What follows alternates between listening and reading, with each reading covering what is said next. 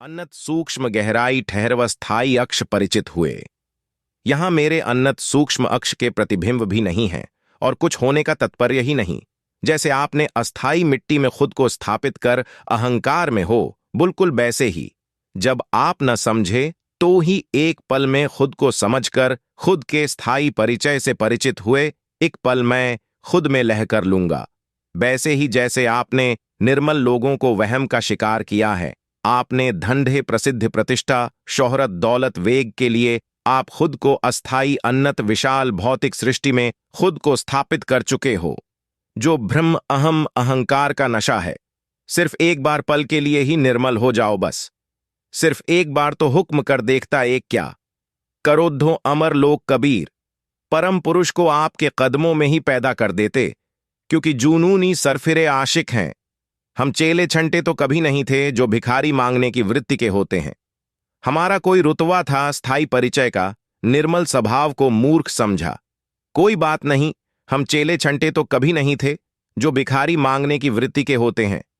हमारा कोई रुतवा था स्थायी परिचय का, निर्मल स्वभाव को मूर्ख समझा। कोई बात नहीं, तू तो झूठी अस्थाई प्रसिद्धि प्रतिष्ठा शोहरत दौलत वेग में ही उलझकर संतुष्ट होकर मुख ही मोद लिया। वो स्थायी सब लुटाने की हसरत ही रह गई।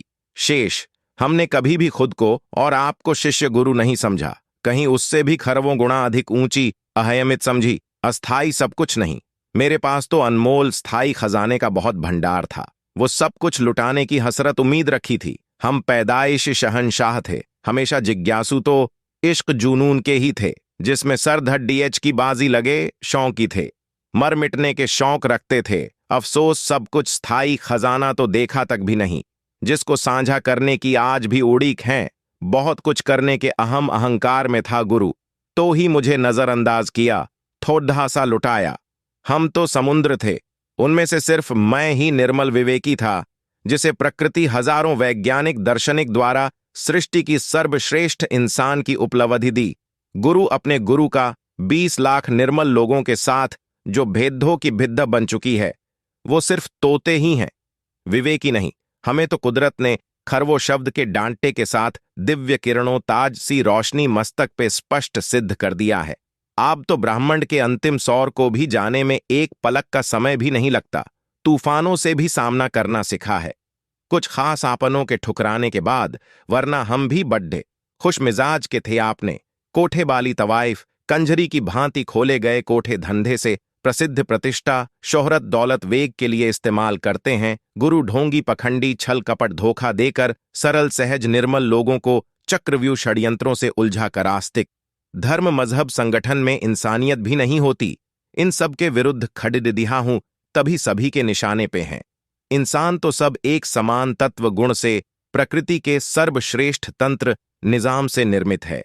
इश्क के जुनून में इतने अधिक सिरफिरे हुए कि अन्नत विशाल भौतिक सृष्टि के कण कण में रब परम पुरुष को ढूंढा, साला कहीं नहीं मिला। ढोंगी पखंडी गुरु की ठोकरे खाने से इतने मजबूत हुए कि मौत के बाप से भी डर खौफ नहीं रहा। इश्क के तूफान में सब कुछ खत्म हो गया। शुद्ध बुद्ध चेहरा भी याद नहीं आज तक, पर उसको कोई भी फर्क नहीं पड़ा। लाश से रह गए उनके पीछे 20 लाख हैं, न जाने वो कौन सा इश्क करते हैं। जरा मुझे भी वो करना आता तो आज हम भी जी पाते। खरबों के साम्राज्य प्रसिद्ध प्रतिष्ठा शोहरत दौलत वेग के नशे के आदि हुए हैं, निर्मल को इस्तेमाल करते हैं। निर्मल लोगों को रब प्रलब्ध नर्क कर्म शब्द प्रमाण की जंजीरों में झकट कर डर खौफ भय डालकर 20 लाख निर्मल लोगों को भ्रमित कर भेदों की भिद्ध में बदल उस समूह को हंकने को खुद में प्रभुत्व समझ बैठा।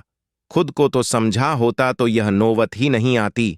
खुद से निष्पक्ष कर स्थायी परिचय से परिचित होता, 20 लाख निर्मल लोगों को भ्रमित कर भेदों की भिद्ध के समूह को हंकने को खुद में प्रभुत्व समझ बैठा।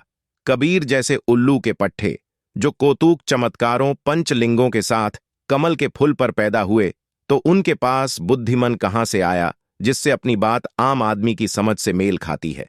मेरी बात ही नहीं, कोई समझकर उस पर चल रहा, जो कि कुछ ढूंढने की नहीं, सिर्फ खुद को समझने की है, जिसमें कुछ ढूंढने की जरूरत ही नहीं, क्योंकि प्रत्येक जीव एक समान तत्व गुण से होने के कारण भिन्नता ही नहीं। अगर कोई बुद्धि के दृष्टिकोण से बुद्धि से बुद्धिमान है तो वो निर्मल हो ही नहीं सकता, क्योंकि जटिल बुद्धि से तो छलक शैतान हो सकता है। निर्मल तो हरगिज नहीं।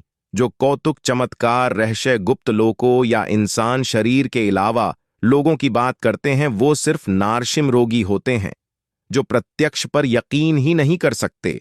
उन कुत्तों को कोई पूछे अगर कुछ है या था तो आप लोगों ने पकड़ा क्यों नहीं?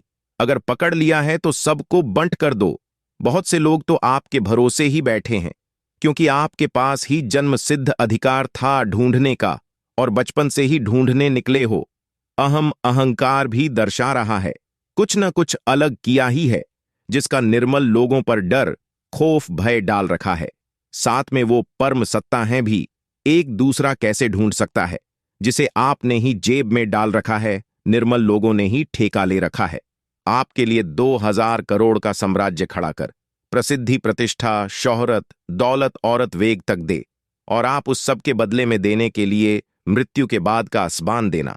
सिर्फ निर्मल लोगों को चक्रव्यूह षड्यंत्र में उलझना हृदय नहीं कांपता।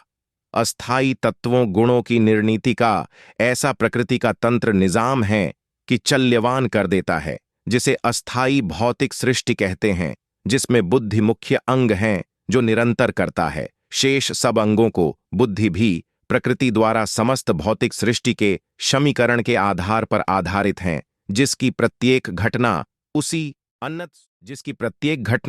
उसी पल बुद्धि में अंकित हो जाती है। अगर हम प्रकृति के साथ ही चलते हैं तो समझने की भी जरूरत नहीं। समझना उनके लिए ही जरूरी है जो निर्मल नहीं है। खुद के अलावा प्रत्येक दूसरी चीज, वस्तु, जीव शब्द से आकर्षित, प्रभावित हो जाते हैं। दूसरी सिर्फ बुद्धि ही है जो खुद की होते हुए खुद से ही दूर अनजान रखती है। बुद्धि से बुद्धिमान ही हुआ है। प्रत्येक व्यक्ति जब से इंसान अस्तित्व में आया है, बहुत बड्ढे बड्ढे वैज्ञानिक, ज्ञानी, महात्मा, दार्शनिक, वो सब बुद्धि से ही बुद्धिमान हुए हैं। अलग अलग विचारधारा से पर थे, सब बुद्धि के ही दृष्टिकोण से ही हैं। ज्ञान, विज्ञान, ध्यान सिर्फ तब तक ही सार्थक सिद्ध होता है जब तक शरीर है। जीवन जीने के अलावा बुद्धि जटिल है। रब, दोजक, दे, डर, खौफ, भय, 10 के खुद केढ़े मुकाम छुपाया जो दोजक से बुरे था। बन मदे मुर्शिद ही दुर्शीद काफिर जल्लाद होवे ते की करिए दुनियवी आयसी रंग रलियादा मोहताज होवे ता मुरीद न माना किथे मरे या तरे।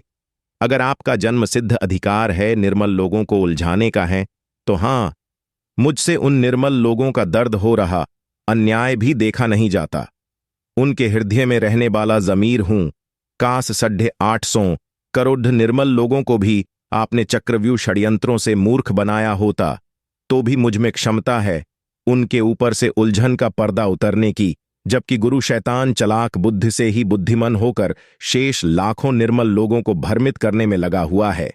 तथ्य तर्क से वंचित कर कि जब एक समान तत्व गुण से प्रकृति के सर्वश्रेष्ठ तंत्र निजाम से निर्मित है, तो सिर्फ कोई एक कारण बता दो कि गुरु किस तर्क तथ्य से सर्वश्रेष्ठ है। सामान्य व्यक्ति से? शैतान शातिर, बदमाश, चालाक, कलाकार, होशियार, बुद्धि से बुद्धिमान हुआ व्यक्ति उनको ही अपने हित साधने के लिए इस्तेमाल करता है। मूर्ख बनाकर निर्मल लोगों सा उत्तम, सर्वश्रेष्ठ, स्मृत, सक्षम, निपुण दूसरा कोई पैदा ही नहीं हुआ। आज तक सारी कायनात में उसके बदले देने वाली मुक्ति का सिर्फ झूठा आश्वासन, मौत के उपरंत का क्यों, जीवित क्यों नहीं, निर्मल लोगों से जब प्रत्यक्ष लेकर उस आनंद को संपूर्ण जीवन भर इस्तेमाल करता, जो निर्मल लोगों को मूर्ख बनाकर सिर्फ अपनी इच्छा पूरी करने के लिए ही सिर्फ चीज समझकर इस्तेमाल करता है। प्रसिद्ध, प्रतिष्ठा, शोहरत, दौलत, वेग के लिए पूजने योग्य गुरु सा नमक, हराम, छल, कपट, धोंक देने वाला कोई दूसरा हो ही नहीं सकता। सारी कायनात में शब्द प्रमाण बताकर तर्क तथ्य से ही वंचित कर देते हैं।